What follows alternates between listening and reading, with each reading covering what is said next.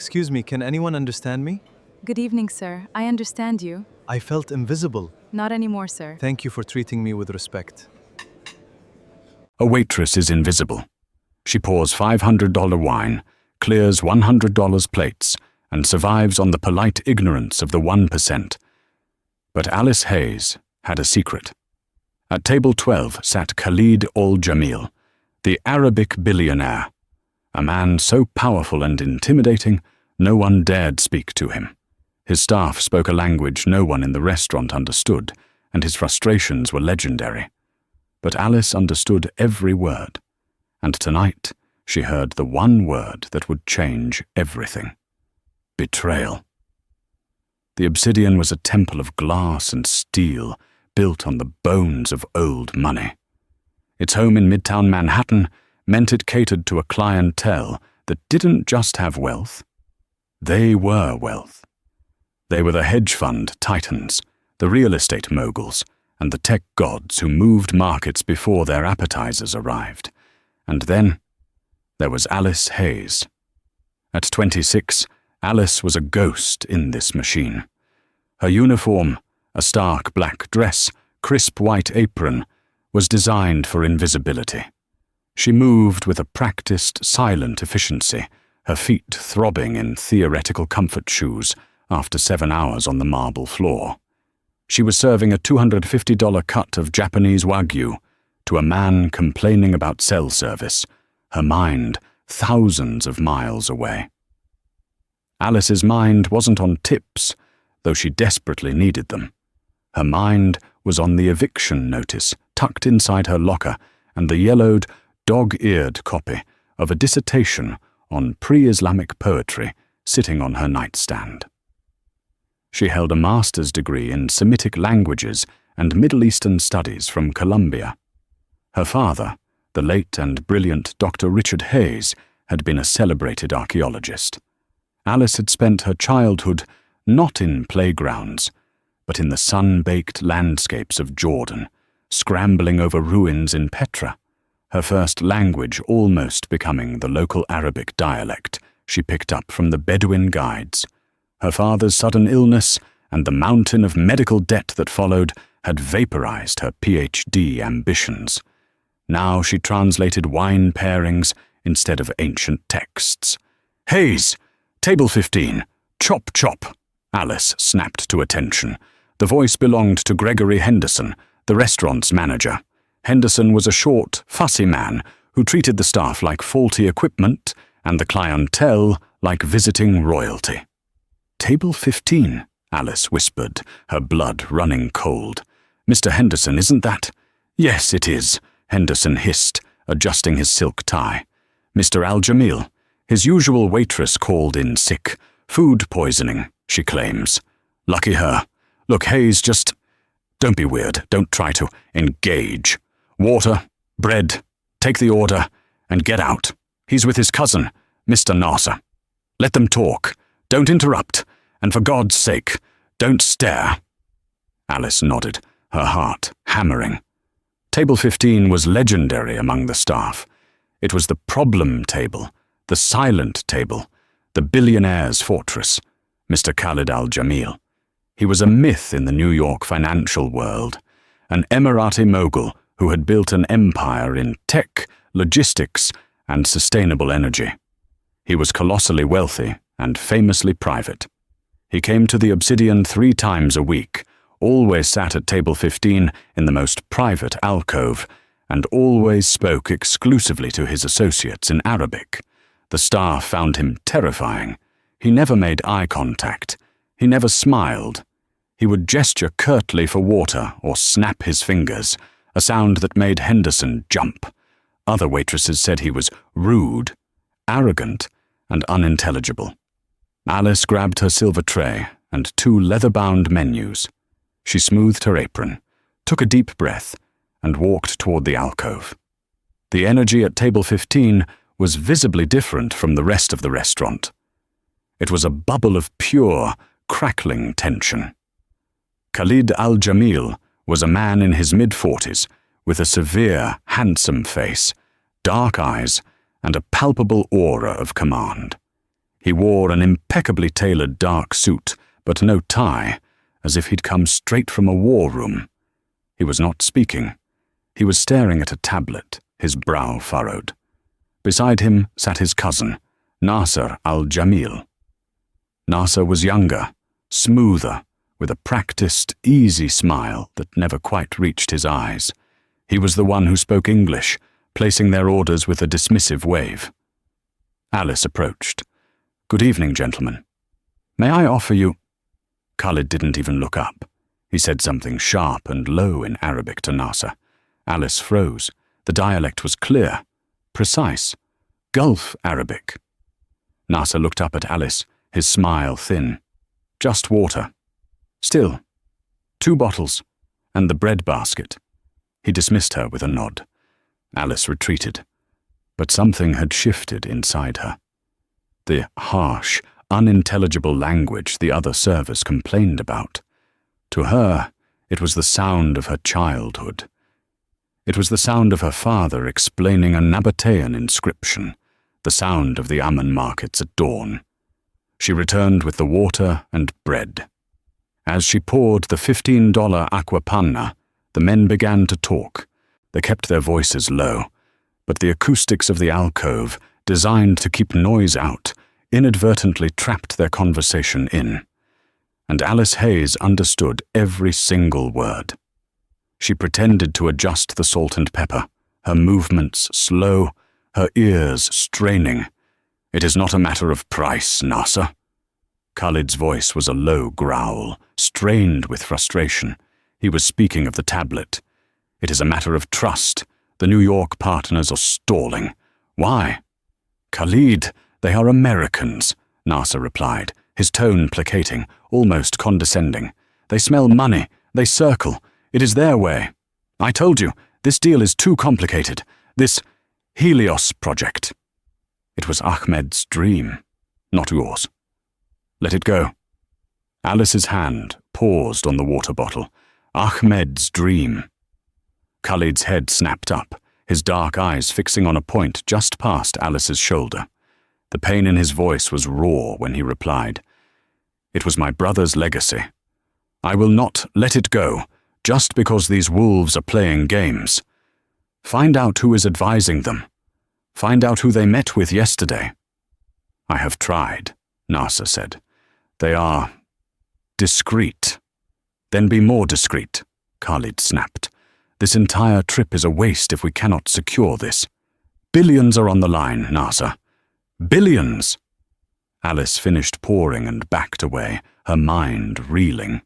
The formidable, rude billionaire wasn't rude. He was grieving. He was fighting. And, she suspected, he was being poorly served by the one man he was supposed to trust. For the next hour, Alice orbited the table like a nervous satellite. She delivered a simple grilled sea bass for Khalid and a complex filet mignon for Nasser, all ordered by Nasser. Khalid ate little, his focus entirely on the encrypted tablet in front of him.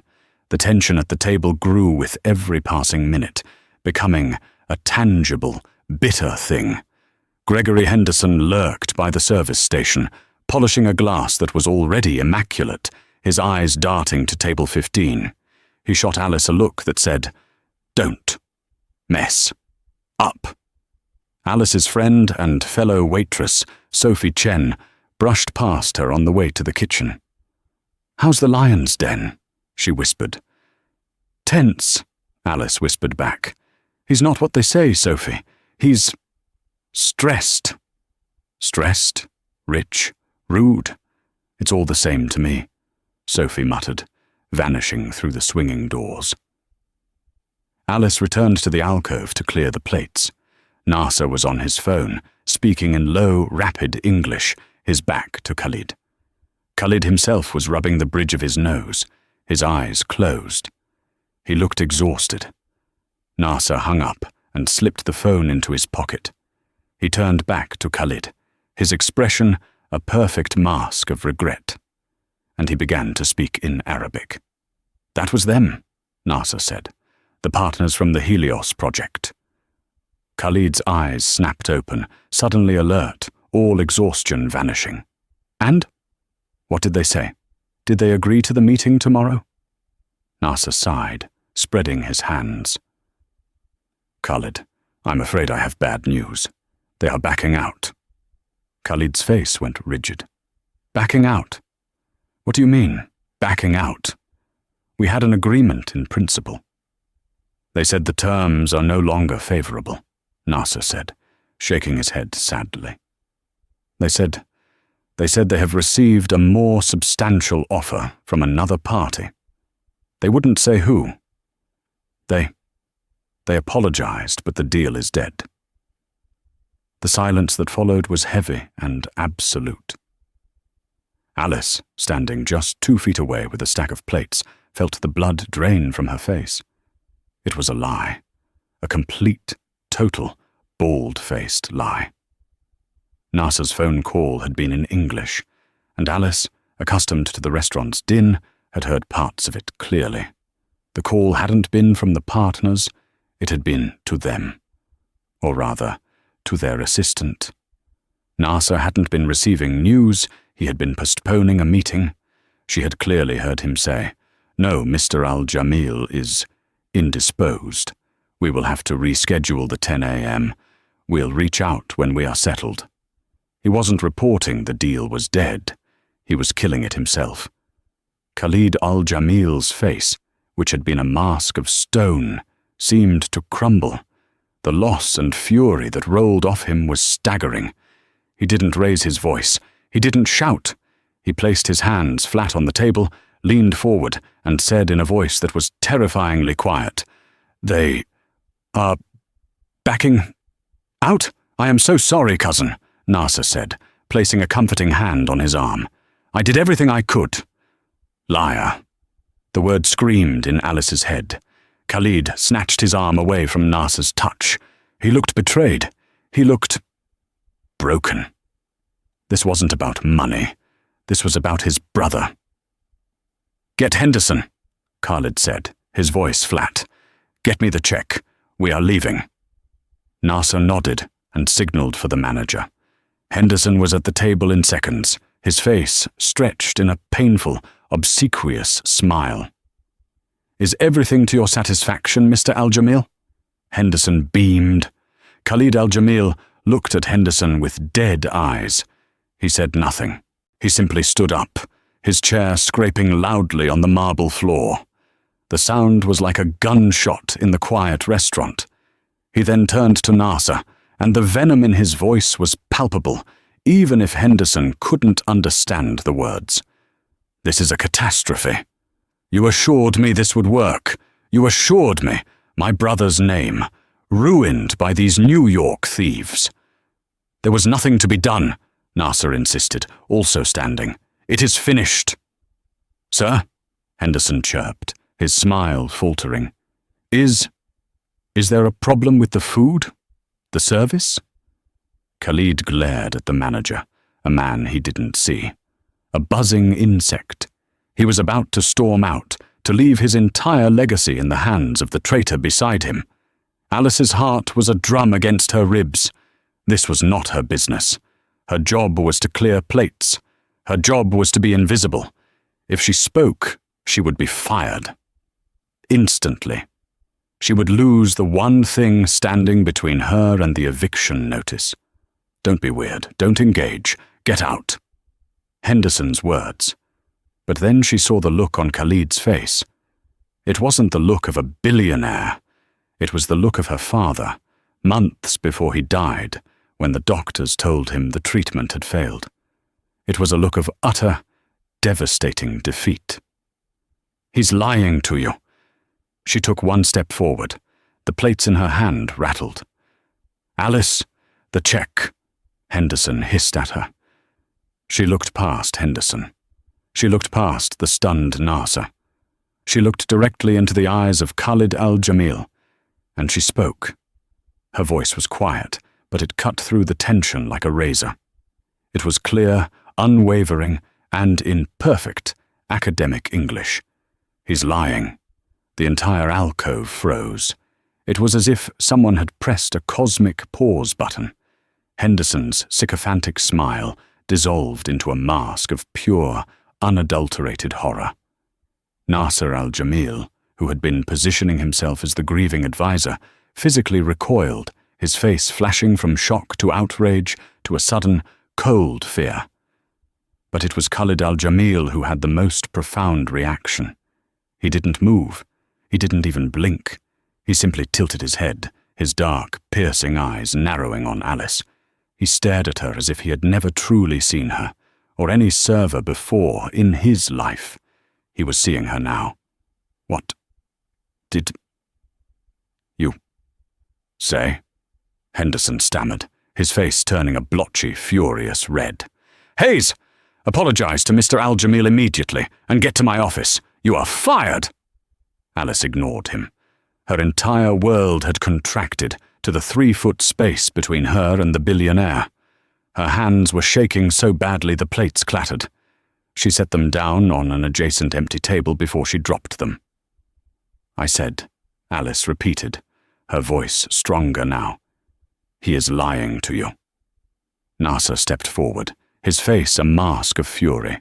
How dare you? You insolent girl! What do you know of our business? Khalid, let us leave this insulting establishment.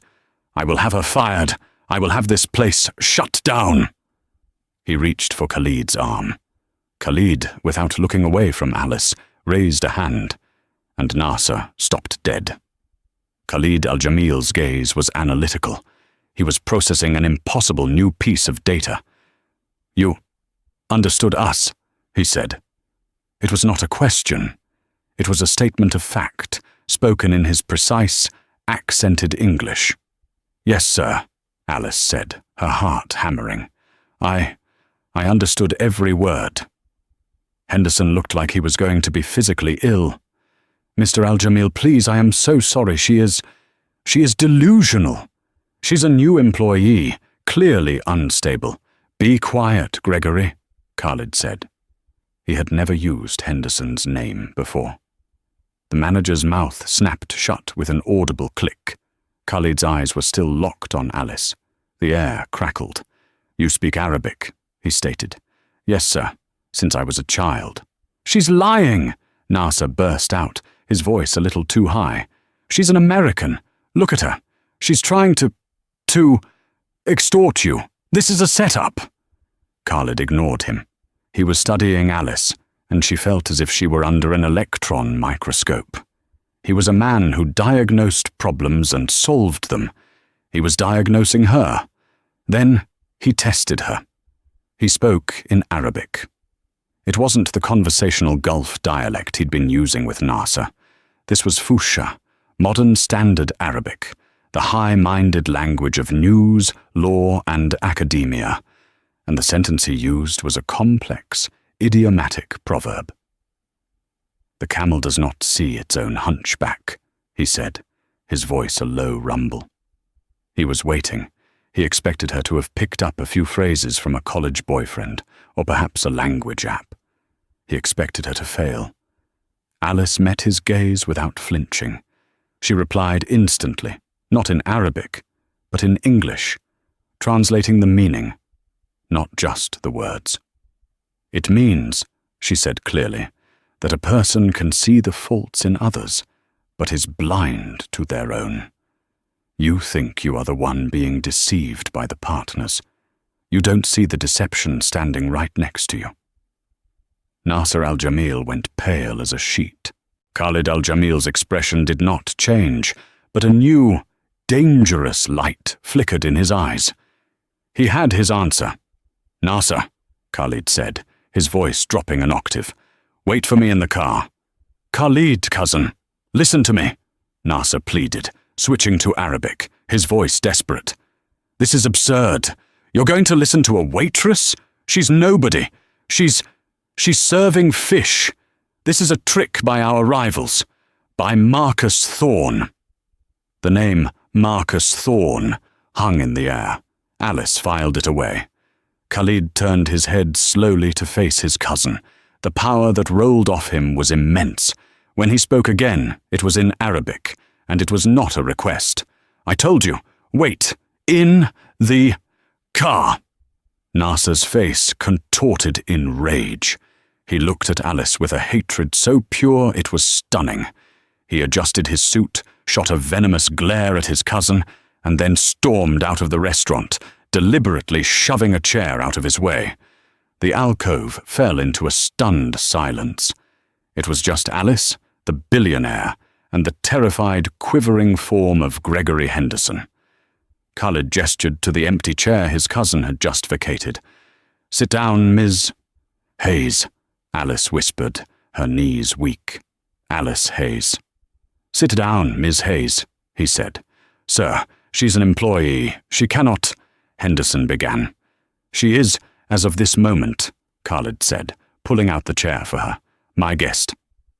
Alice, in her stained apron and throbbing shoes, slowly sat down at the table. She was sitting opposite a man whose net worth was larger than the GDP of several small countries. Khalid sat back down and folded his hands. He looked at her, truly looked at her, for a long, quiet minute. "Start from the beginning," he said, "and do not leave out a single word." Alice sat on the plush velvet seat, her hands clasped so tightly in her lap, her knuckles were white. Her mind was a whirlwind. Fired, eviction, billionaire, liar. The words spun in a dizzying circle. "Ms. Hayes," Khalid said, his voice softer now, but still demanding. "You said he was lying." Alice took a shaky breath. "His phone call, the one he took just before he spoke to you. It was in English." "I did not know he was speaking English," Khalid murmured, a shadow crossing his face. "I assumed he was speaking to the partner's representative." "He was," Alice said, "but he wasn't receiving news. He was giving it. I heard him clearly. He said, 'Mr. Al-Jamil is indisposed. We will have to reschedule the 10 a.m. We'll reach out when we are settled.' He cancelled the meeting, sir. The one you were waiting for." Khalid's face became a mask of cold, controlled fury. He didn't explode. He just absorbed the information, and in his stillness, Alice saw the true depth of his power.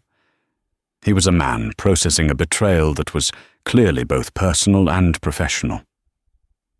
"He told me," Khalid said quietly, "the deal was dead, that they had gone with another."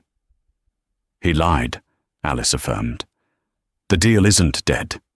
He just postponed the meeting you were supposed to have." Khalid leaned back, his eyes distant. "For 10 years he has been my right hand. My father's brother's son. My blood." He refocused on Alice, his gaze sharp as a surgeon's. "Now why do you speak my language? Not just speak it. You understand the Fusha. You understood the proverb. You are not a student. You are not this." He gestured vaguely at her uniform, not with disdain, but with confusion. And so, Alice told him. She told him about her father, Dr. Richard Hayes, and his obsession with Nabatean water harvesting systems. She told him about her childhood in Amman, about learning to read and write Arabic before she was fluent in cursive English. She told him about the summers spent on digs near Petra, sitting with the Bedouin elders, sharing sweet tea and listening to stories, her ear attuning to the nuances of a dozen different dialects. She told him about Colombia, about her thesis, about her dream of continuing her father's work and creating a digital archive of at-risk archaeological sites in the Levant. And then she told him about the cancer, the sudden, brutal illness that had taken her brilliant father. She told him about the experimental treatments, the bills from Sloan Kettering that piled up like snowdrifts, the insurance that covered barely a fraction. She told him about selling her father's apartment, then his library, book by book, just to keep the collectors at bay. "My PhD fund was the last to go," she said, her voice quiet, her eyes fixed on the tablecloth. "I've been working here for 8 months. I have a degree in Middle Eastern studies, and I'm 2 days from being evicted. She hadn't meant to say that last part. It just slipped out. Gregory Henderson, who had been standing frozen this whole time, let out a small, strangled squeak. Khalid al-Jamil listened to her entire story without a single interruption. His expression was unreadable. He was a man who lived in a world of sharks, of corporate raiders and shifting alliances. He was, she realized, a man who had to decide in an instant if this was the most elaborate corporate espionage setup he had ever encountered, or if it was the simple, heartbreaking truth. When she finished, the silence in the alcove was absolute. "Dr. Richard Hayes," Khalid said finally, his voice thoughtful. I have heard that name. He wrote The Stones of Water. My brother, Ahmed, he admired his work." Alice's head shot up. Tears pricked her eyes. He did? "My brother was a historian before he was an engineer," Khalid said. "The Helios project. This clean energy deal, it was his passion. He believed New York could be a model for the world, using technology inspired by ancient principles of sustainability, like your father's water harvesting." He looked at her, and for the first time, she saw the man behind the myth. She saw the grieving brother, the weary executive, the man utterly alone in a city of millions, surrounded by vipers. "Ms. Hayes," he said, his voice firm, "you are, as your manager so helpfully pointed out, fired." Alice's stomach dropped. Of course, it was all for nothing.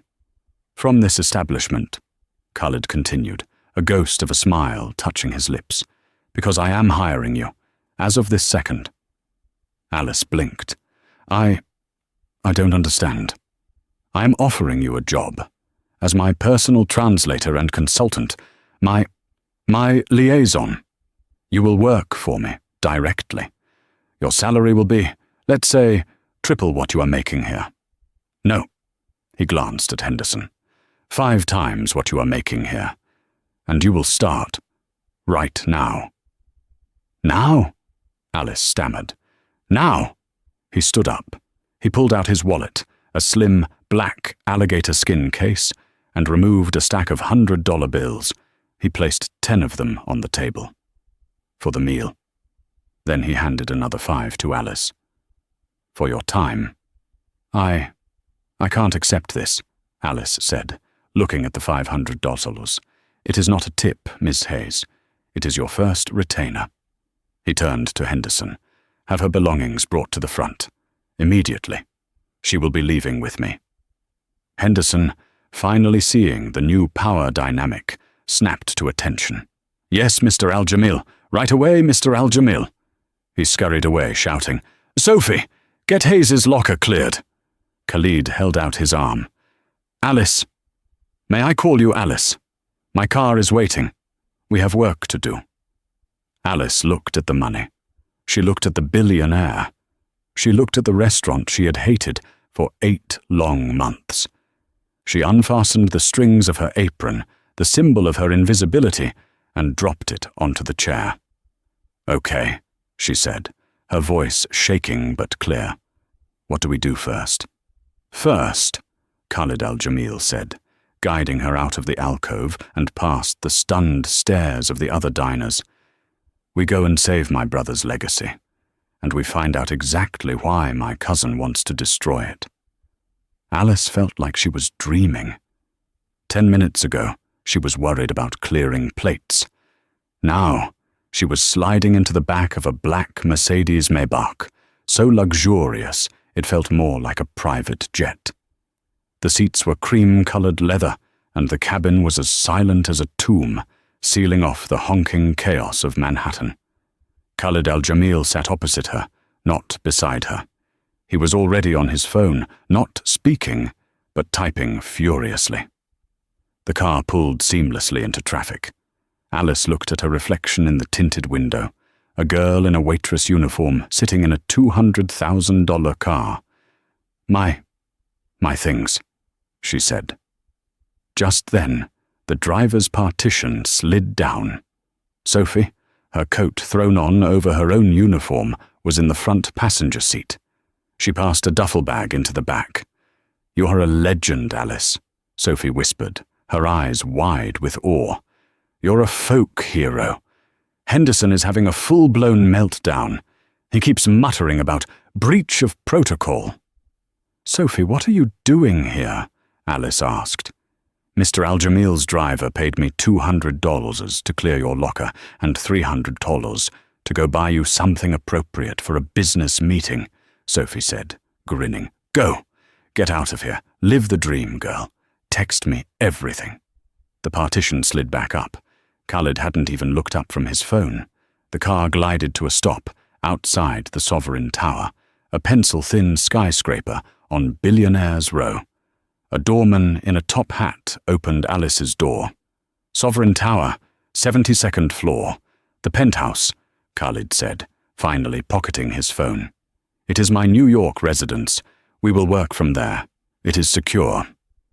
They bypassed the lobby, taking a private elevator that opened directly into the most breathtaking space Alice had ever seen. It was a duplex penthouse with 20-foot-tall, floor-to-ceiling windows, offering a 360-degree view of Central Park and the glittering city lights. The furniture was minimal, modern, and astronomically expensive. Am I staying here?" Alice asked, clutching her duffel bag. "Of course," Khalid said, as if it were obvious. He gestured to a floating glass staircase. "There are 4 guest suites. Pick one. Your driver, the one in the car, is named Ollie. He is my head of security. He will be at your disposal. Sophie will deliver your new clothes. My private chef will make you whatever you wish." He was already walking toward a massive home office. "You have 30 minutes to change. Then we begin." Alice rushed to a guest suite that was larger than her entire apartment. A king-sized bed, a marble bathroom, and a closet that was mostly empty. She quickly showered, washing away the restaurant grease, and changed into the outfit Sophie had miraculously chosen. A simple, elegant navy blue sheath dress, low black heels, and a string of modest pearls. When she looked in the mirror, the waitress was gone. A professional, a woman who looked like she belonged, stared back. She walked into the office. Khalid was at his desk, a massive piece of dark wood. The room was dominated by a large-scale model of a futuristic building. "The Helios Project," Khalid said, noticing her looking at it. A self-sustaining vertical farm and residential tower. It would feed 50,000 people and be completely carbon neutral. It was Ahmed's masterpiece. He gestured to a chair. "Sit. We have 1 hour before the Tokyo market opens. I need to know what I am facing." He explained the situation.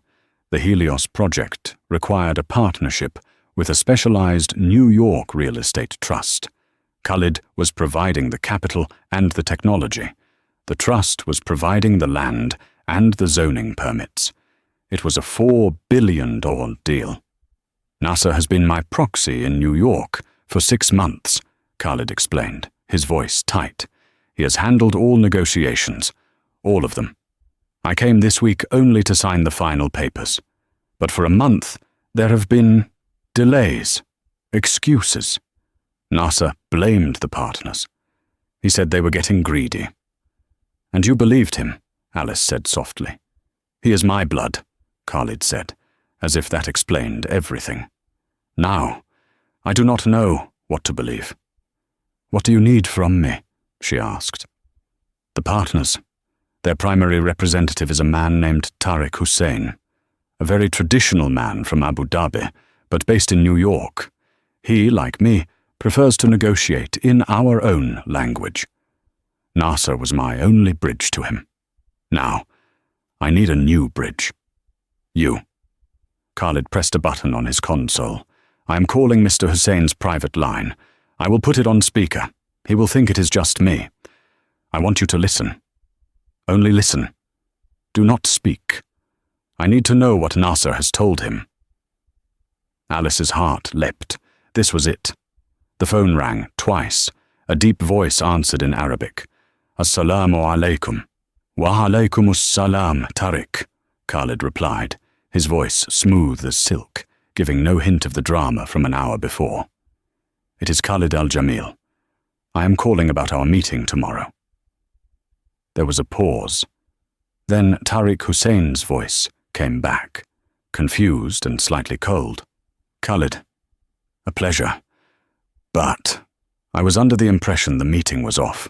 Your cousin Nasser called not 2 hours ago. He said you were, how did he put it, re-evaluating your position and would be flying back to Dubai tonight." Alice watched Khalid's face.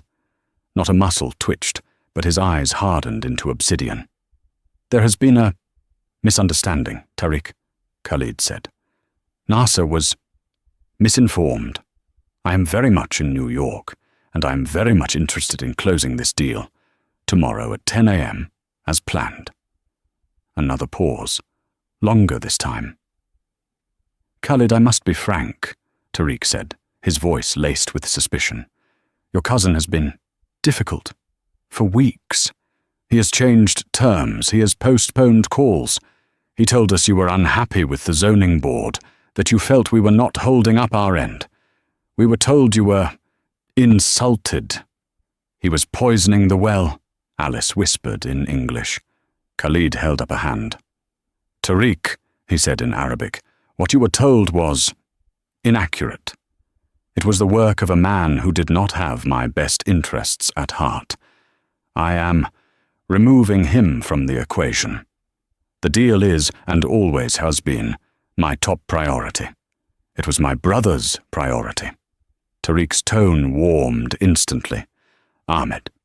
Yes, a good man, a visionary. Very well, Khalid. If you say you are coming, we will be there. But who will be translating?" Nasser was. Khalid looked directly at Alice. He made a decision. "I will be bringing my new advisor," Khalid said. "Ms. Alice Hayes. She is one of her kind. We will see you at 10. He hung up. The room was silent. "He was not just delaying," Khalid said, his voice a low growl. "He was sabotaging. He was making me look like the unreliable partner. He was insulting them. He was trying to make the deal fail." "But why?" Alice asked. "Why would he destroy his own family's deal?" "There is only one reason," Khalid said, standing and walking to the window, staring down at the city. "If I cannot build on that land, someone else will." He turned back to Alice. "He is not just a disgruntled relative. He is a traitor. He is working for a competitor. And I think I know who." He looked at Alice, his eyes filled with a new, cold purpose. "Your first job was listening. Your next job is to help me set a trap." "The rival," Khalid said, pacing his office like a caged panther, "must be Marcus Thorne." "The name Nasser shouted at the restaurant," Alice recalled. "Thorne is a vulture," Khalid said, "a corporate raider who specializes in hostile takeovers. He has no interest in sustainable energy. He would buy the land trust, tear down the permits, and build luxury condominiums.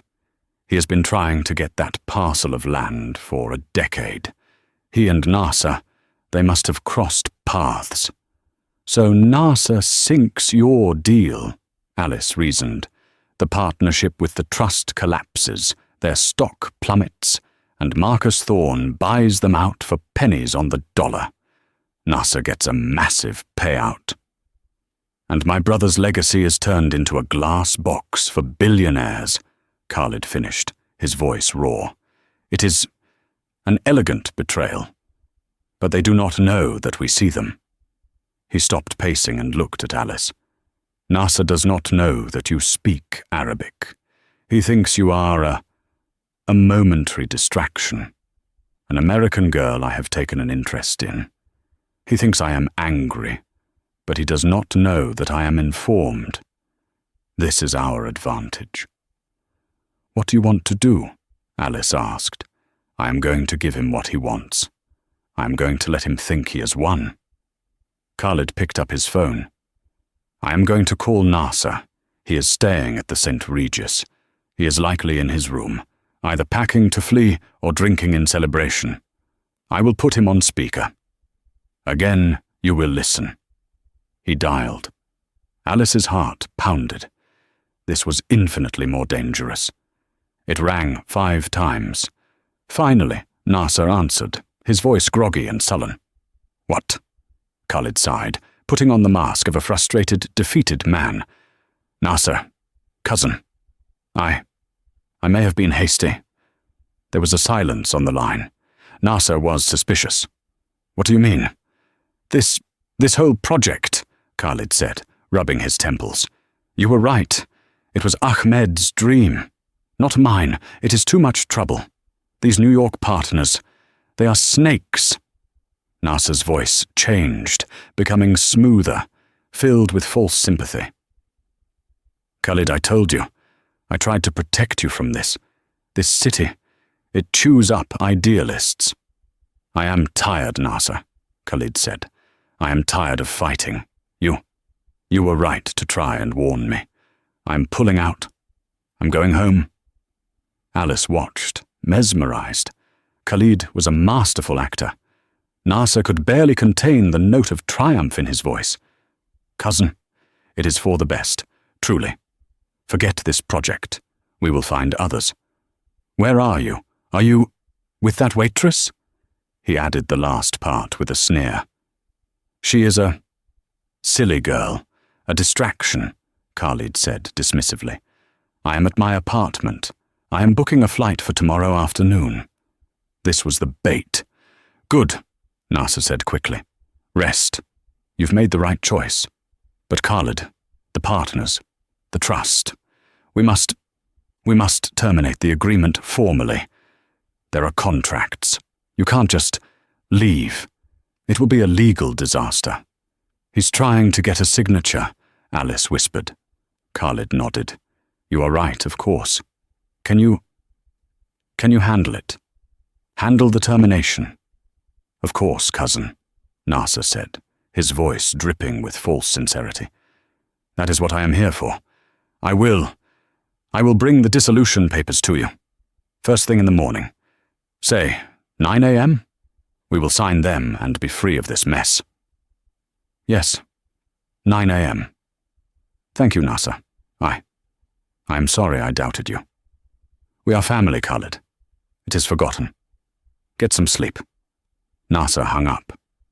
Khalid looked at Alice. He will bring papers, and he will likely bring Marcus Thorne, or his lawyer, to witness it. He will want to close the loop, to have proof that I have withdrawn so Thorne can make his move. So what happens at 9 a.m.? Alice asked. At 9 a.m., Khalid said, you will no longer be my translator. Alice felt a chill. What will I be? You will be a waitress again. The next morning, the penthouse was transformed. The lights were dimmed. Khalid, dressed not in a suit but in a simple cashmere sweater and slacks, looked pale and tired, an image he had carefully cultivated after a sleepless night of planning. Alice was in the kitchen when the elevator chimed at 8:55 a.m. Her heart was a trapped bird. She was wearing a simple black and white uniform, identical to the one from the Obsidian, which Ali, the head of security, had procured at 6 a.m. A white apron was tied around her waist. Her hair was pulled back into a simple, severe bun. The elevator doors opened. Nasser al-Jamil walked in, carrying a leather briefcase. But he was not alone. With him was a tall, silver-haired man in a razor-sharp suit, with the cold eyes of a predator. Marcus Thorne, Khalid said, his voice a perfect blend of surprise and resignation. Nasser, what is this? Mr. Thorne is here as a mediator, cousin, Nasser said smoothly. He heard you were pulling out of the Helios deal. He has an interest in the land trust, and he wants to ensure smooth transition, to make sure there are no legal entanglements. I see, Khalid said. He looked at Thorne. You move quickly. It's a small city, Mr. Al-Jamil, Thorne said, his voice a smooth, confident purr. When one door closes, another opens. I'm just here to make sure it closes cleanly. Alice walked out of the kitchen, holding a silver tray with a coffee service. Nasser saw her and laughed. A short, ugly, barking laugh. Ah, you kept her. I should have known. You always did have a taste for the help. Does she have a name, cousin, or just an apron? Khalid glared at him. That is enough. Her name is Alice. Alice, Thorne said, looking her up and down with dismissive appraisal. Pour the man his coffee, Alice. We have business to discuss. Alice's hands were shaking, but she moved to the coffee table. This was her role. The invisible girl. The help. Nasser opened his briefcase and laid out a sheaf of papers. This is the termination of interest agreement. It dissolves your partnership with the trust, forfeits your deposit, and waives all future claims to the project. Alice's blood ran cold. Forfeits the deposit? That was hundreds of millions of dollars. It's simple, Nasser said, sliding the papers toward Khalid. Sign here, here, and here, and we are done. Mr. Thorne has generously agreed to buy out our initial deposit as a gesture of goodwill. For a fraction of the cost, of course. Of course, Khalid said, picking up the pen. Alice began to pour the coffee. Her hand was steady. Her ears were open. Nasser, thinking he was safe, leaned in toward Khalid. He switched to Arabic, his voice low and conspiratorial, meant to exclude Marcus Thorne. Just sign it, Khalid, he whispered. Let this be over. This girl, she has made you weak. Look at you. Sign it and let's go home. I've already transferred the payment from Thorne to our Swiss account. Our Swiss account? Alice thought. No. He meant his Swiss account, but Khalid didn't sign. He was staring at Nasser. What did you say? Nasser's smile faltered. I said, sign it. It's for the best. No, Khalid said. The last part, about the account. Nasser's eyes darted to Alice. She was just a waitress, pouring coffee. He turned back to Khalid. I said I will handle the transfer. From Thorne, it's all arranged. He was lying again. He'd already been paid. Mr. Al-Jamil, Marcus Thorne said, his patience thinning. The pen, please. Khalid looked at the papers. He looked at his cousin. He looked at Thorne. And then he looked at Alice. Ms. Hayes. What did you hear? The coffee pot rattled in Alice's hand. Nasser's blood drained from his face. What? What did you call her? Thorne looked confused. What is going on? Alice set the coffee pot down. She stood up straight, untied her apron, and let it fall to the floor. She looked directly at Nasser Al-Jamil, and in flawless, cutting Arabic, she said, He heard you. You said the money was already transferred. You said our Swiss account. You are a thief and a traitor to your own blood. The silence in the room was absolute. Marcus Thorne looked back and forth between the three of them, his eyes wide with confusion. Nasser was paralyzed. He was speechless. He looked at Alice as if she were a ghost. You, speak! She does more than speak, cousin, Khalid said, standing up. He had not signed the papers. She listens, and she understands. Khalid, it's a trick, Nasser shrieked, switching to English. She's working for Thorne. Am I? Thorne said, a slow, cold smile spreading on his face. That's fascinating, but I don't think so. I think, Mr. Nasser, you've just been caught. How? Nasser stammered, looking at Khalid. The restaurant. You thought she was a piece of furniture, Khalid said. You thought I was a fool. You mistook my grief for weakness, a fatal miscalculation. Khalid walked over to his desk and pressed an intercom. Ali. Send them in. The private elevator doors opened again. This time it wasn't a guest. It was 2 uniformed NYPD officers and a man in a sharp suit. That, Khalid said, gesturing to the suit, is my actual legal counsel, and those, gesturing to the police, are for him. He pointed at Nasser. On what grounds? Nasser yelled as the officers moved toward him. On the grounds of wire fraud, conspiracy and embezzlement, for a start, Khalid said. You see, Nasser, while you were sleeping, my team was tracing the goodwill payment from Mr. Thorne. It went from a bank in the Caymans to a private account in Zurich. An account in your name. Not our name. Yours. Nasser's face crumpled.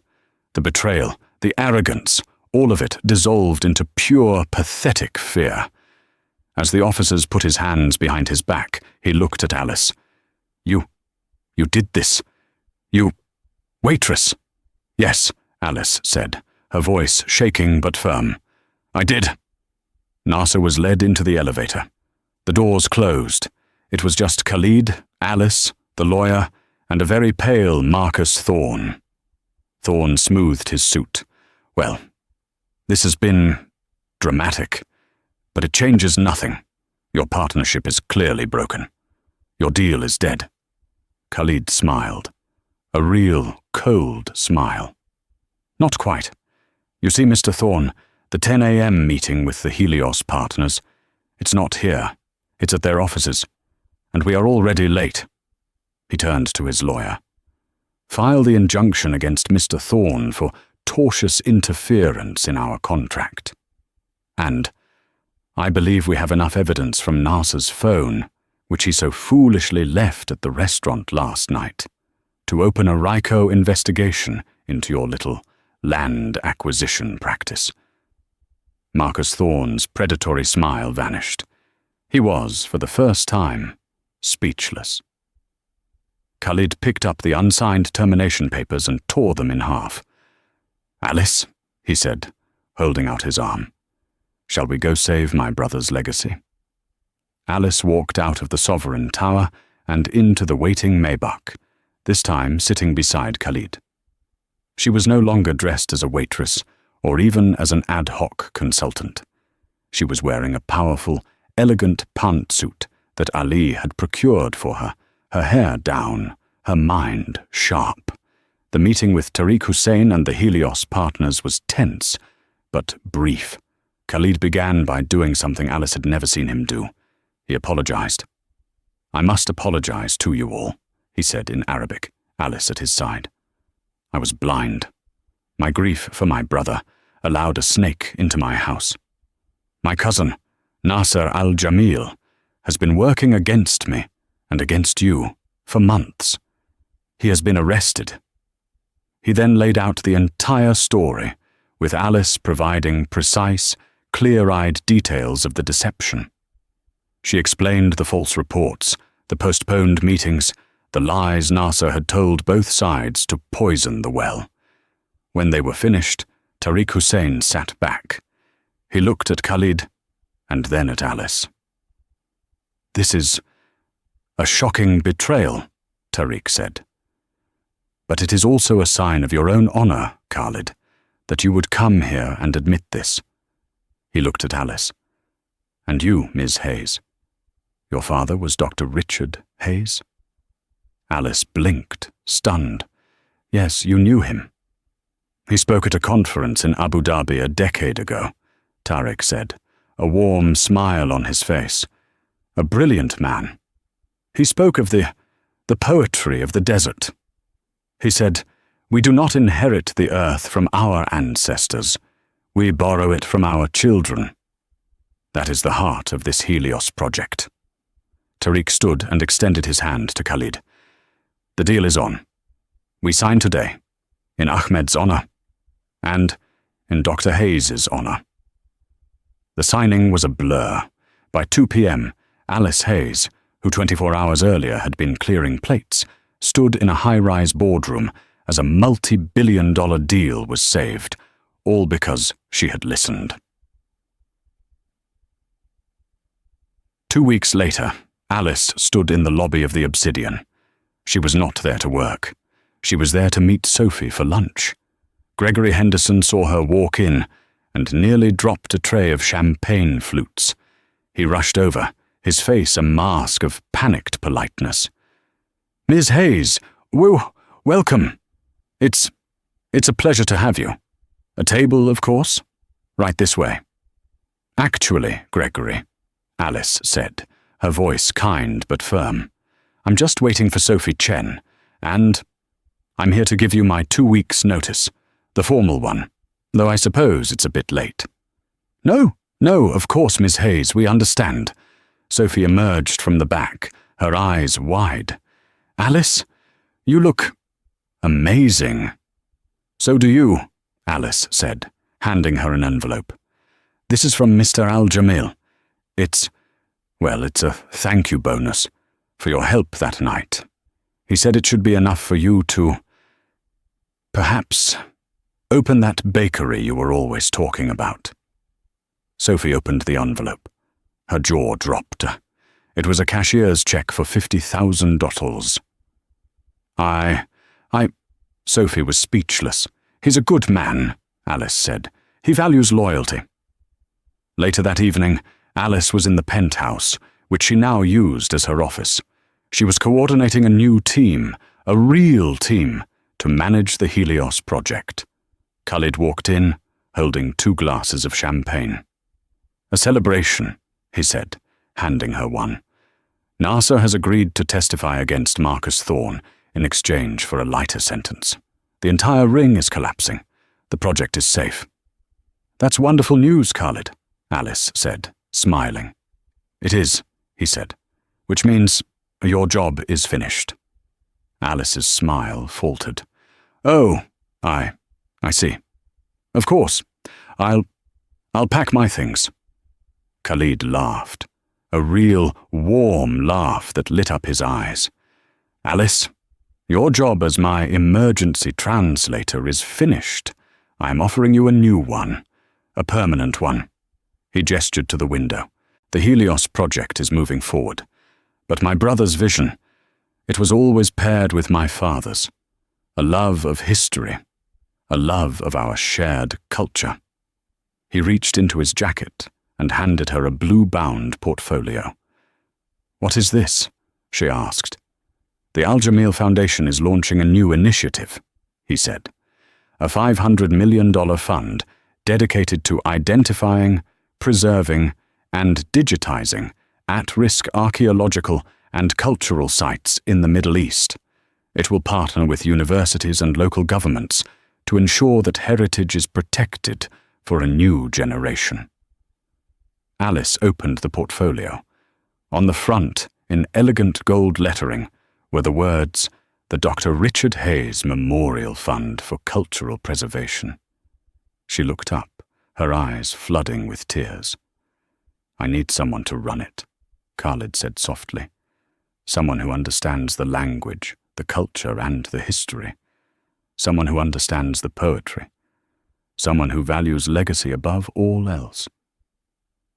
"Khalid, I don't know what to say," she whispered. "Say yes," he said. "Your father's work isn't finished. It's your turn to continue it. You are no longer the invisible observer, Alice. You are the one who sees the truth. I want you to show it to the world." Alice looked from the portfolio to the man in front of her, a man she had met as a rude billionaire, but who had become a friend, a mentor, and a man who had, in 24 hours, given her back the life she thought she had lost forever. She raised her glass. "To legacy," she said. "To legacy," he replied, and they drank. The world is full of people who feel invisible. We are judged by our uniforms, our jobs, or the languages we speak. But this story shows that the most incredible skills can be hidden in the most unexpected places. Alice Hayes wasn't just a waitress. She was a scholar, a guardian of her father's memory, and a woman of incredible courage. Khalid al-Jamil wasn't just a rude billionaire, he was a grieving brother, fighting for his family's legacy. They were two worlds that never should have met. But a shared language and a single act of bravery changed both of their lives forever. It teaches us that you never, ever know who is listening. And sometimes, the quietest voice in the room is the one about to speak the most powerful truth. Thank you so much for watching. What part of Alice's story surprised you the most? Let us know in the comments below. If you loved this video, please give it a like, share it with someone who needs a little inspiration, and be sure to subscribe for more real-life dramas just like this one.